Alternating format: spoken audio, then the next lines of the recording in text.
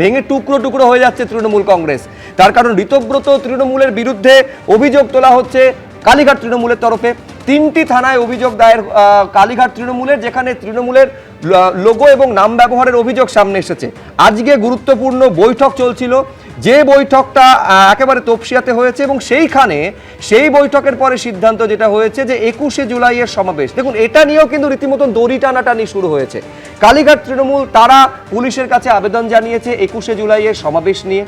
আবার ঋতব্রত তৃণমূল তারাও অনুমতি চেয়েছে 21শে জুলাইয়ের সমাবেশ তারা করতে চলেছে ভিক্টোরিয়া হাউসের সামনে। সবার অনুমতি চেয়ে পুলিশকে চিঠি দেওয়া হয়েছে।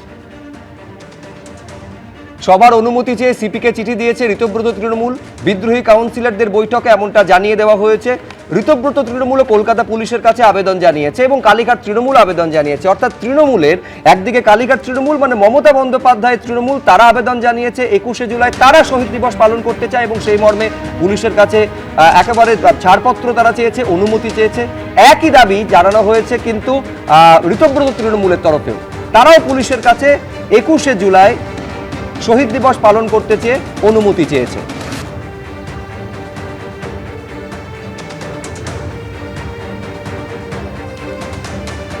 21শে জুলাই ধর্মতলাতে সমাবেশ করতে চান ঋতব্রত বন্দ্যোপাধ্যায়ের সঙ্গে থাকা বিধায়ক এবং কাউন্সিলররা, ওখানেই করবেন? আমরা সেখানেই আবেদন করেছি করার জন্য।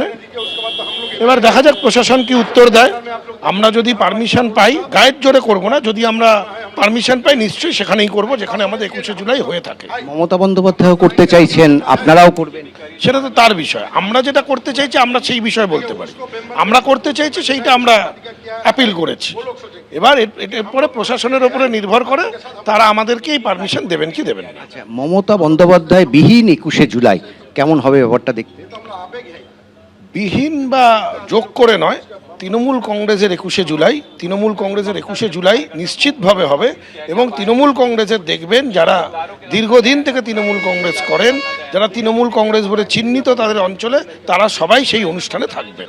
21শে জুলাই দিনটা পালন করা হয়, মমতা বন্দ্যোপাধ্যায় নিগৃহীত হয়েছিলেন এবং এতজন কর্মী মারা গেছিলেন। 21শে জুলাই পালন করা হয়, 13 জন প্রাণ কলকাতা শহরে লুটিয়ে পড়েছিল, শহীদ হয়েছিলেন। শহীদ তর্পণে 21শে জুলাই পালন করা হয়, আর আমরা ইন ট্রু সেন্স শহীদ তর্পণই করব সেই দিন। আপনারা মনে করছেন এতদিন 21শে জুলাই শহীদ তর্পণ হতো না?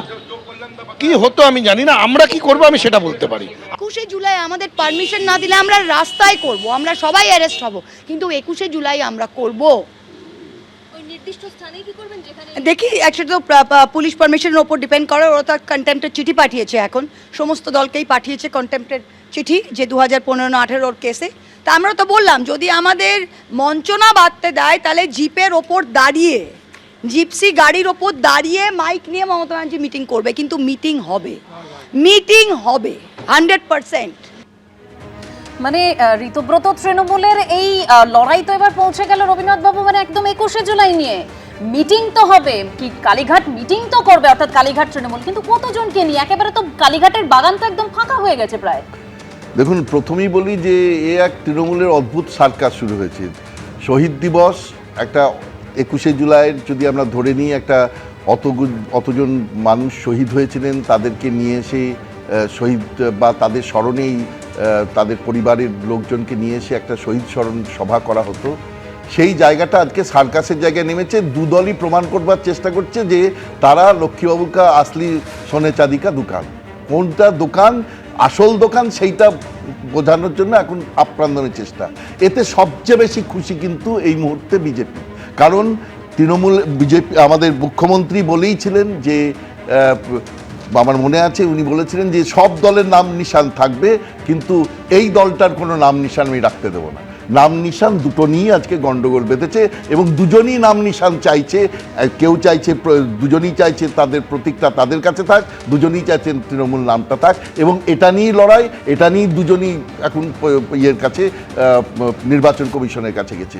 কিন্তু আমরা যদি এর বড় জায়গাটায় যাই, দেখুন এই দুয়ের মধ্যে লড়াইটা কোথায়? তৃণমূল দল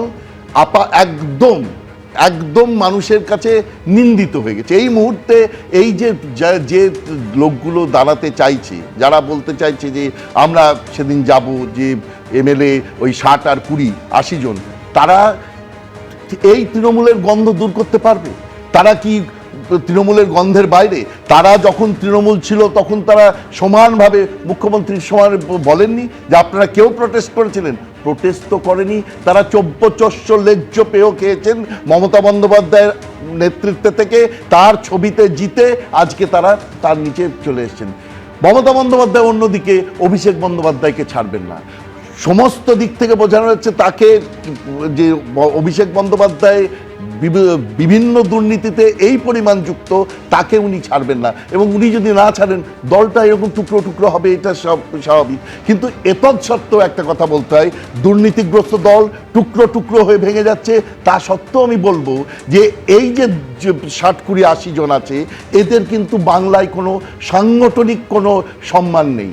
সম্মান যদি এখনো যদি কিছু মানে সারবত্তায়, মুখ্যমন্ত্রী বলেছেন যে তার নিজের সভাতেই যদি, তার নিজের বুথেই যদি উনি হারেন তাহলে তাকে জননেত্রী বলবো কেন? যথার্থ কথা। কিন্তু তা সত্ত্বেও যদি একটু আধটু যদি কিছু থেকে থাকে তৃণমূলের, তাহলে লোকেরা কিন্তু মমতা বন্দ্যোপাধ্যায়কেই মানবে।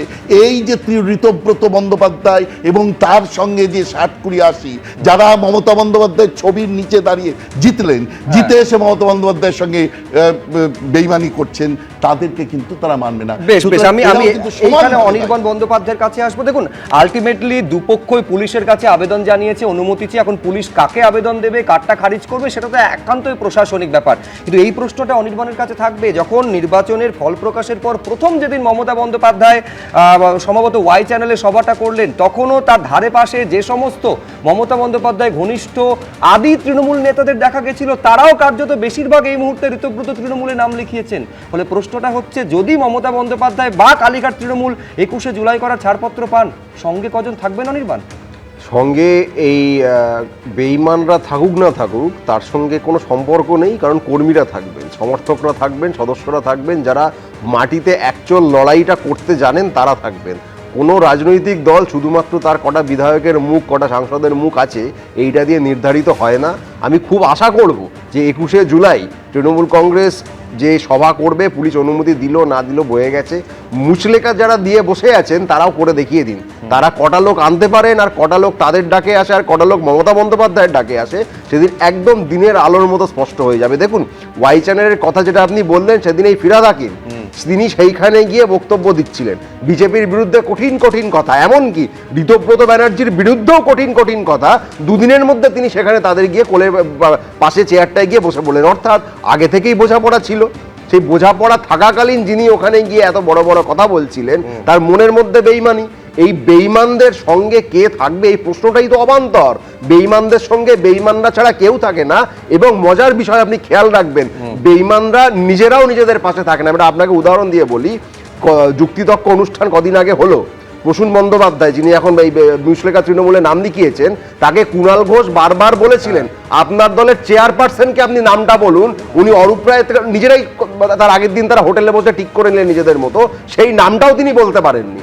এই যে 60 জন 65 জন যারাই থেকে থাকুন, এরা নিজেরাও নিজেদেরকে বিশ্বাস করে না। আপনি কি ভাবছেন যারা সব বেইমানি করে এক জায়গায় হয়েছে, অনির্বাণ যাদের বেইমান বলছে, এই বেইমানদের নিয়েই কিন্তু একের পর এক নির্বাচনে ঘাসফুল ফুটিয়ে গিয়েছিল তৃণমূল কংগ্রেস।